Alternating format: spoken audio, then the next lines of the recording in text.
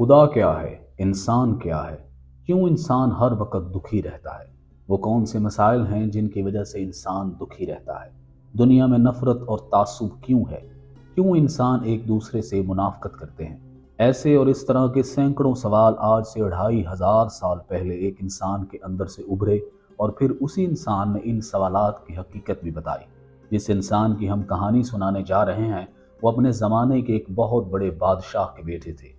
सच जानने और समझने के लिए उन्होंने बादशाहत ठुकरा दी और जंगलों बयाबानों में जा बसे। बेपनाह मसाइल झेलने के बाद इन्हें मालूम हुआ कि ज़िंदगी क्या है और कैसे इंसान अपनी ज़िंदगी से दुख को ख़त्म कर सकता है। गौतम बुद्ध एक बादशाह के लाडले शहजादे थे और इन्हें दुनिया जहां की सहूलियात मैसर थी।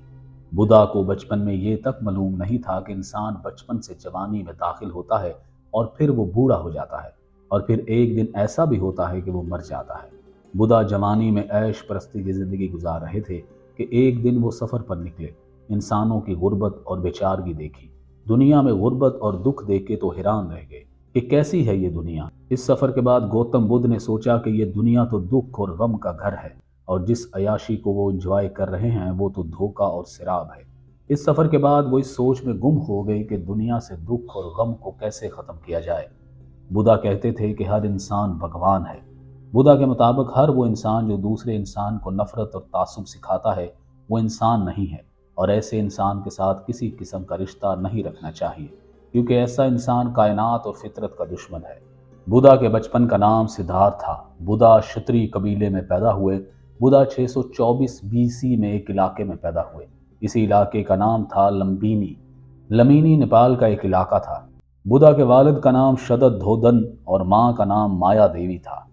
तारीख दानों के मुताबिक बुद्धा की पैदाइश के 7 दिन बाद उनकी वालदा माया देवी इंतकाल कर गई थी।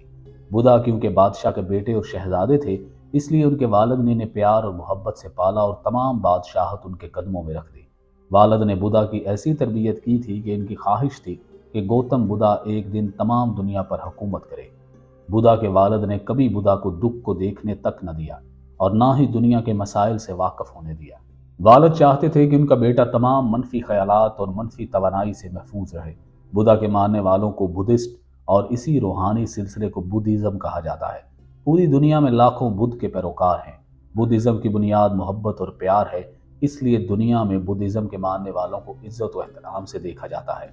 अब वालिद की ख्वाहिश थी कि उनका बेटा अजीम बादशाह बने, इसलिए बुद्धा को बचपन ही से खुशियों से भरी जिंदगी मिली थी। महलों में रहते थे और नायाब तालाबों में नहाते थे। उस वक़्त वो दुनिया में सबसे ज़्यादा कीमती मलबूसात ज़ेब तन करते थे। हर किस्म की खुशी इन्हें मैसर थी। वो दुख और गम जैसे शब्दों से भी नावाकिफ थे।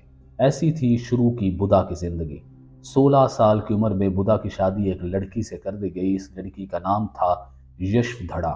ये लड़की बुद्धा की कज़न थी। दोनों एक दूसरे से शिद्दत से मोहब्बत करते थे। दोनों एक दूसरे के बगैर जिंदा रहने का तसव्वुर भी नहीं कर सकते थे। यशवधड़ा ने एक बच्चे को भी जन्म दिया था जिसका नाम था राहुल।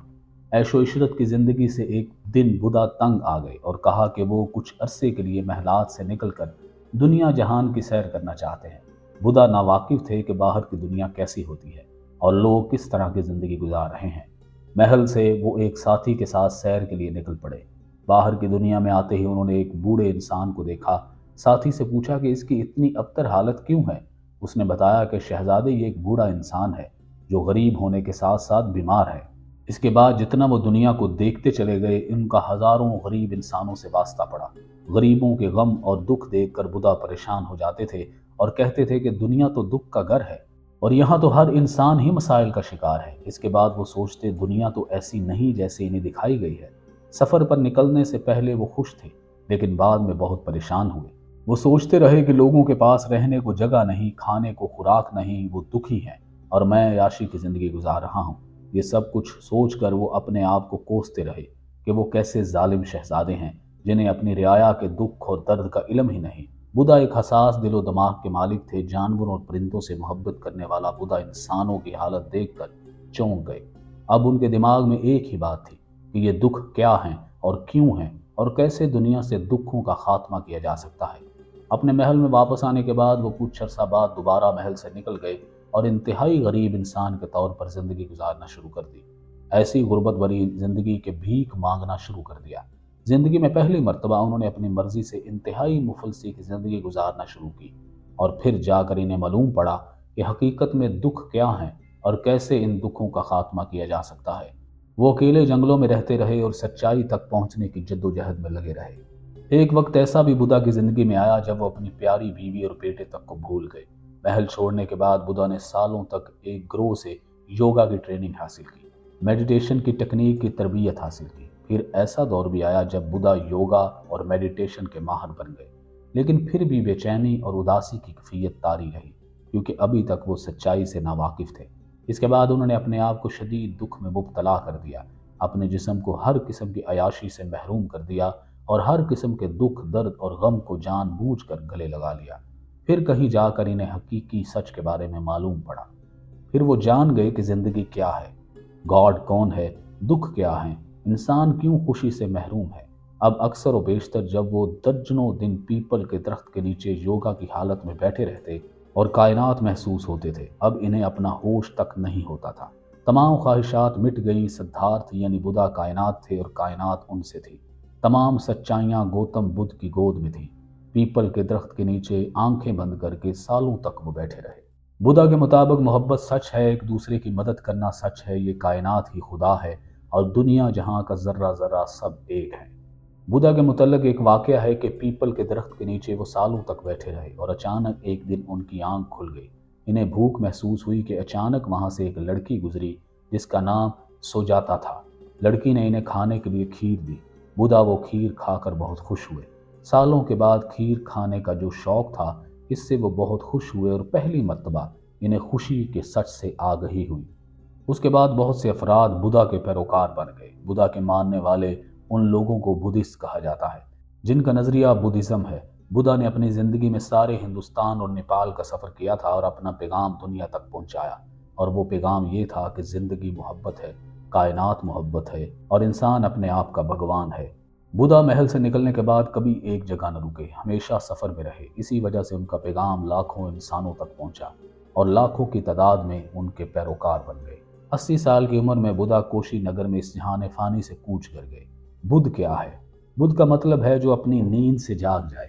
بدھا کے مطابق حقیقی انسان وہ ہے جو ہر لمحے شانت ہو اور ہر لمحے دکھ سکھ میں اس کے چہرے پر مسکان رہے۔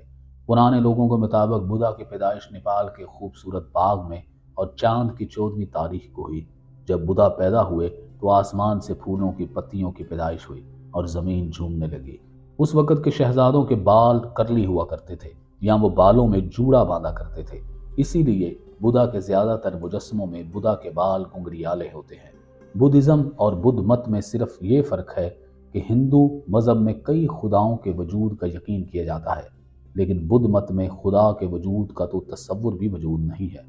بدھ مت کے پیروکاروں کے مطابق دنیا کا ہر بدھا بھگوان ہے۔ دنیا میں تقریباً 500 ملین افراد جو بدھا کے پیروکار ہیں اور یہ دنیا کی کل آبادی کا 10% بنتا ہے۔ دوسرے کئی مذاہب کی طرح بدھ مت کو بھی کوئی آسمانی یا روحانی کتاب نہیں ہے، اور یہ نظریہ صرف زبانی تعلیمات پر ہی مبنی رہا، اور خود بدھ مت کے پیروکاروں کے پاس اس چیز کا کوئی ثبوت نہیں ہے کہ فلاں بات بدھا نے کہی تھی۔ بدھ مت کے دائرہ صرف 3 بنیادی تصورات کے گرد گھومتا ہے۔ نمبر 1، کچھ بھی مستقل نہیں۔ نمبر 2، ہر عمل کا انجام ہوتا ہے۔ نمبر 3، تبدیلی یا تغیر ممکنات میں سے ہیں۔ بدھا کو عظیم پیشوا کے طور پر بھی جانا جاتا ہے کیونکہ وہ بیماریوں کی تشخیص اور ان کے علاج کرنے میں ماہر تھے۔ زندگی میں خوش رہنے کا راز بتاتے ہوئے بدھا کہتے ہیں کہ بے وجہ خواہشات ہی انسان کو غمگین کرتی ہیں۔ بدھا ایک ہندو گھرانے میں پیدا ہوئے تھے، اس لیے ہندو بدھا کو اپنے دیوتاؤں میں شمار کرتے ہیں۔ اکثر چائنیز ریسٹوران میں لوگ ایک موٹا سا مجسمہ دیکھتے ہیں، اسے بدھا سمجھتے ہیں، لیکن وہ بدھا کا مجسمہ نہیں ہے، بلکہ وہ چینی کہانیوں کا ایک کردار ہے جس کا نام بدھا ہی ہے۔ بدھ مت کے ماننے والے روح کی موجودگی پر یقین نہیں رکھتے اور صرف ظاہری جسم پر ہی یقین رکھتے ہیں۔ اس کے علاوہ بدھ مت میں مرنے کے بعد سزا کا کوئی تصور موجود نہیں، اس لیے بدھ مت میں جنت اور جہنم کا بھی کوئی تصور موجود نہیں، اور یہ تمام باتیں ان کے نزدیک انسانی ذہن اور دل کا فطور ہیں۔ بدھ مت کے قدیمی بزرگوں کے مطابق جب بدھا کو مرنے کے بعد جلایا گیا تو ان کا ایک دانت باقی رہا، اور وہی دانت اب سری لنکا کے ایک مندر میں موجود ہے۔ تحقیق کے مطابق بدھا کے سب سے پرانے مجسمے افغانستان میں ہوا کرتے تھے، اور ایک مجسمہ تو پچھلے چند سالوں میں ہی دریافت ہوا تھا، جسے طالبان نے سن 2001 میں گرا کر توڑ دیا تھا۔ बुद्धा ने कभी भी खुद को खुदा या किसी किस्म का इलाही हस्ती ख्याल नहीं किया था, बल्कि उन्होंने अपने आप को दूसरों को राह दिखाने वाला समझा था। ऐसा सिर्फ बुद्धा की मौत के बाद हुआ था कि उनके बाद पैरोकारों ने उन्हें देवता के ओहदे पर फाइज कर दिया। बुद्ध मत सिखाता है कि नरवाना इंसान ज़ात की आला और खालस तरीन हालत है और ये इनफरादी तल्लुक के वसीले से हासिल किया जाता है।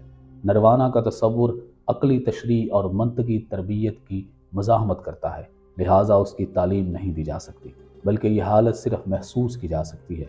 बुद्धा के पैरोकारों और परिस्तारों की तादाद रोज़ बरोज़ बढ़ती जा रही है। उनके चाहने वाले दुनिया के चारों कोनों में फैले हुए हैं। बाद लोगों का ख्याल है कि बुद्धिज़्म एक मज़हब है और बुद्धा 1,40,000 पैगंबरों में से एक पैगंबर थे जो इस दुनिया के लोगों की हिदायत के लिए भेजे गए थे।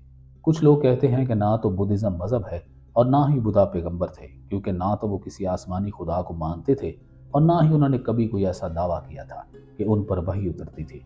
वो गुनाह व सवाब पर यकीन रखते थे, ना ही जन्नत व दोज़ख पर।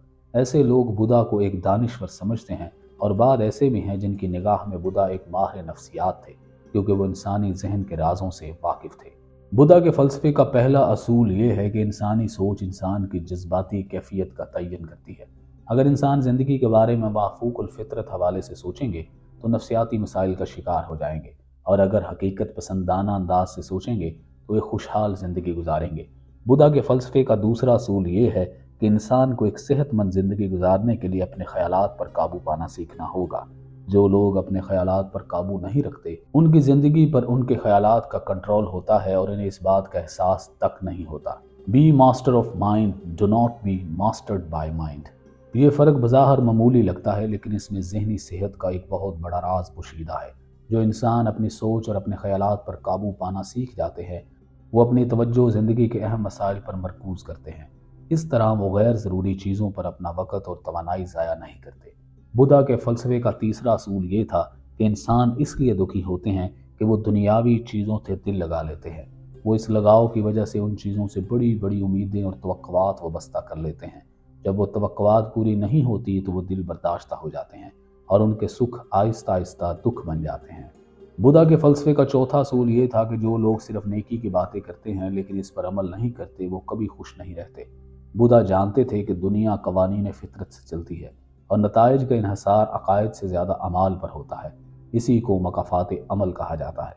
बुद्धा की तालीमात ईसाईयत और इस्लाम से सैकड़ों साल पहले की हैं। बुद्धा का मशहूर कौल है कि किसी भी बात को सिर्फ इसलिए ना मानो कि किसी दना इंसान ने कही है। किसी बात को सिर्फ इसलिए ना मानो कि इसे सब मानते हैं। किसी बात को सिर्फ इसलिए ना मानो कि वो किसी मुक़द्दस किताब में लिखी गई है। किसी बात को सिर्फ इसलिए ना मानो कि इसे कोई और मानता है। सिर्फ उस बात को मानो जिसे तुम खुद सच समझते हो। बुद्धा का मौक़िफ़ था, इंसान का अपना तजर्बा इसका सबसे बड़ा उस्ताद है। बुद्धा का मशवरा था कि हर इंसान को अपने ज़मीर की पैरवी करनी चाहिए और दूसरों से हमदर्दी से पेश आना चाहिए।